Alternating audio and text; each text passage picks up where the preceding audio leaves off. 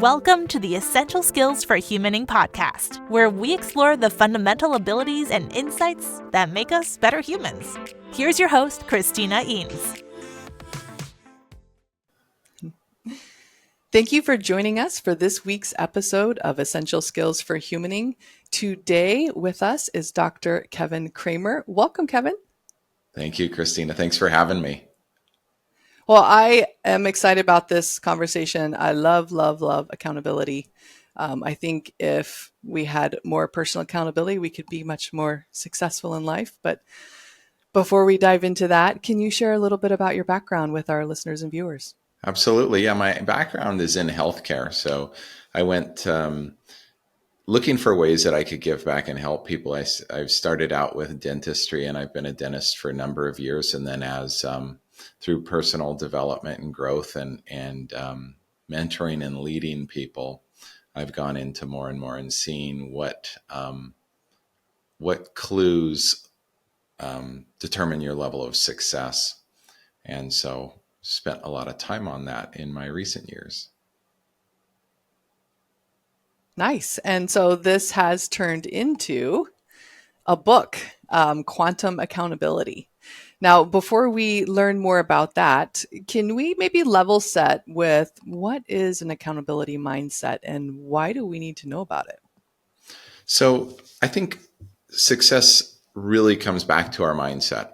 So how we develop our mindset, how we mold who we are, who we become in life really determines our level of success. And so the first step it starts with is taking accountability or ownership for that, meaning it's up to us to learn and to grow and to acquire new skills, new tools to move in the direction that we want to go in life. So what I mean by taking accountability for our mindset is if we sit back and say, oh, well, someday somebody's going to do that, or someday this or that, and we're not taking ownership of our personal development, our growth, we're never going to get there. So it starts with taking accountability and saying, hey, this is important enough to me that I want to do something about it. And then the information's out there. We just have to have that desire and take that accountability to acquire it. Yeah. Oh, that are you familiar with the accountability ladder? No. Have you heard of that? So it's I love the accountability ladder. I've been teaching it in several of my courses, but that is the wait and hope is the top rung before you get over into the accountability behaviors of acknowledging reality, owning it, finding those solutions, making it happen. So I'm very excited to learn about a new model because you have a book coming out soon. Can you share a little bit about the quantum awareness model? Yeah. So the quantum awareness model is based upon the concept of quantum accountability. And that is when I talk about a quantum awareness model, I talk about going from accountability to action to abundance. And first of all, just to describe why I came up with the term quantum is the quantum it's the unseen. It's the things out there in life that we can't perceive. It's energy, if you will. So much of our human experience is in the physical matter. We have physical desks. We have all of these things. And the energy side sometimes we forget about. And that's what the quantum is. And so our thoughts and our beliefs and what we are saying, we can't see the words. What we're hearing, what we're listening to, what we're watching, what we're spending our time doing there in our senses, all of that unseen builds that mindset. And the mindset is what the quantum accountability is about, in that the more we almost in today's day, we almost have to put like filters or blinders on, like a racehorse running down the track where I don't, we have to decide what sensory inputs we're going to put into our mind. So just like we know, with obesity, gosh, if we're eating fast food every day and having a horrible diet, we can end up 300 pounds overweight, diabetes, type 2 diabetes, heart problems. It's the same with our mindset. We have to really decide what we're going to feed our mind. And so quantum accountability starts with our mindset and taking accountability for that and building that, and then it's up to us. And that is who we become in life. And that mindset of who we become then determines our action steps. It determines our choices, our decisions, our habits. So that determines the doing and the action steps we take. And those action steps then determine what we end up having in life, what our level of abundance is. So it starts with quantum accountability, or who we become by building and shaping and developing our mindset over time. That's the I love quantum it. awareness model. I love it. Because, I mean, our mindset, as you so eloquently put, literally creates our reality, the results that we're getting, the experiences that we're having. And awareness of that is where we start making changes, I'm assuming is the first step.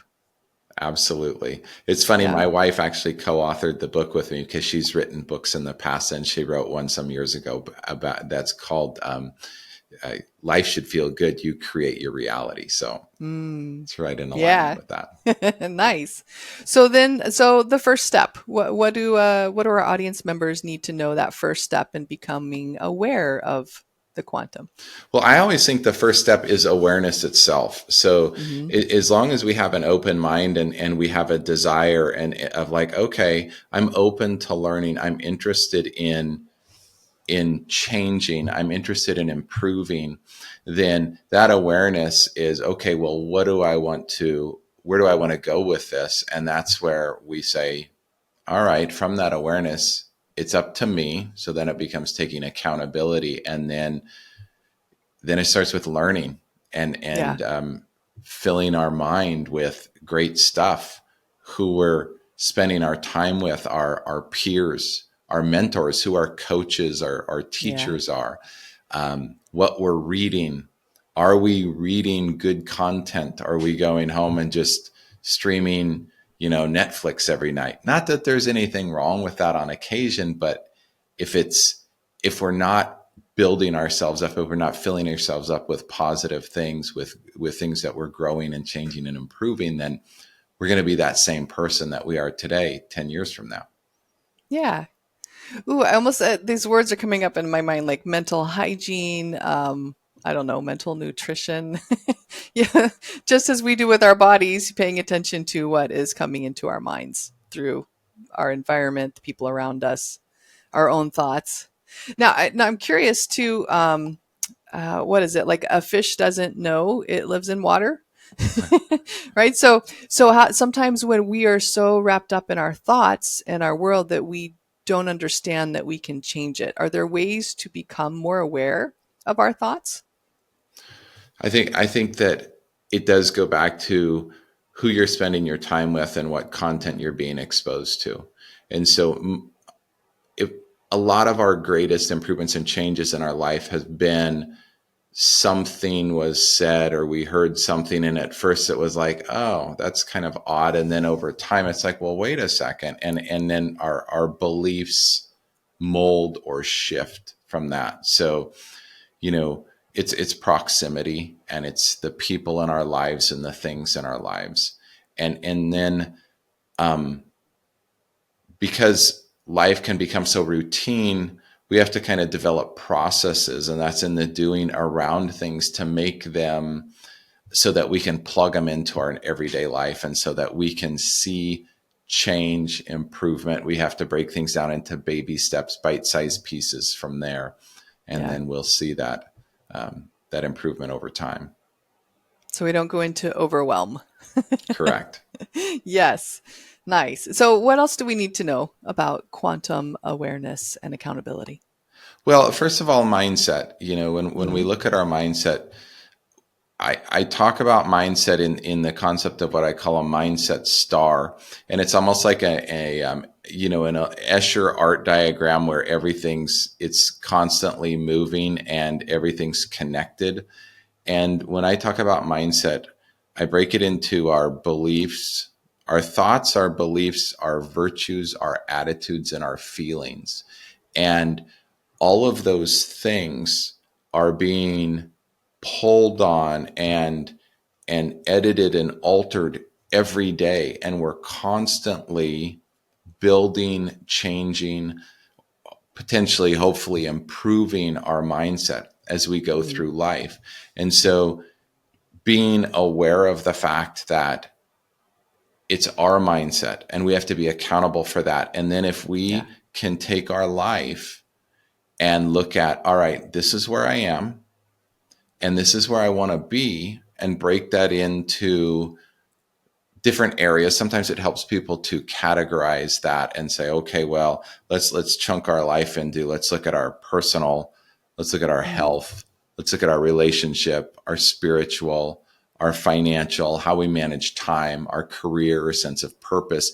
And if we can categorize our life and then say, okay, this is where I am, this is where I'd like to be, and define that, then we can come up with the steps on how do we move in the direction of our definition. We want to define that of our ideal self, or our where our higher self would want to experience this human experience. So that starts with mindset, and then it goes into developing and breaking down into pieces. This is where I am, and this is where I'd like to go.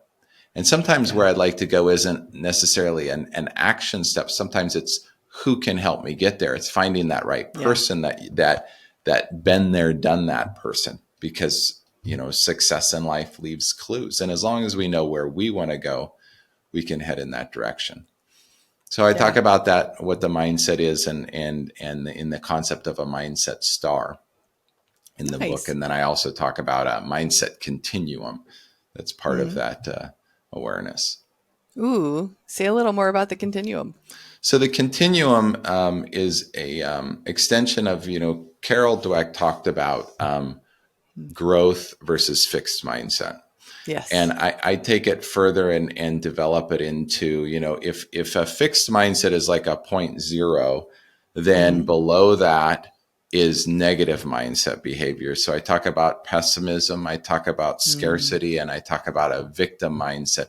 And that's probably the biggest, real problem I'm seeing these days. It's so easy for people to go, oh, well, that's not fair, or poor me, or well, if that wouldn't have happened, and they're pointing fingers and they're placing blame. So I kind of talked about the negative side of the continuum, and the question of how do we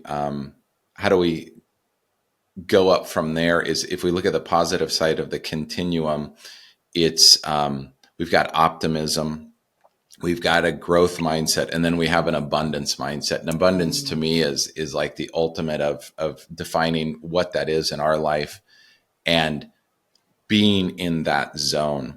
And how we get there is looking at where we have to start with where we are, and we have to start with looking at all that we do have. We have to get into a state of gratitude. Yeah. So getting to a state of, well, wait a second, if we're always looking at what we don't have and, oh, that's not fair, I wish this or I wish that, that's not going to get us anywhere. But if we look at, say, well, wait a second, look at all that I've accomplished. Look at what I do, the great successes, the wins, the victories I have in my life. Then we can gain confidence. So coming from a state of gratitude and a state of confidence, we can then go, okay, I now feel charged and energized, and I can move in the direction I want to go. Yeah. So that to me is an important piece. Oh, absolutely. And now we're moving over into very empowering behaviors. Yes. Nice.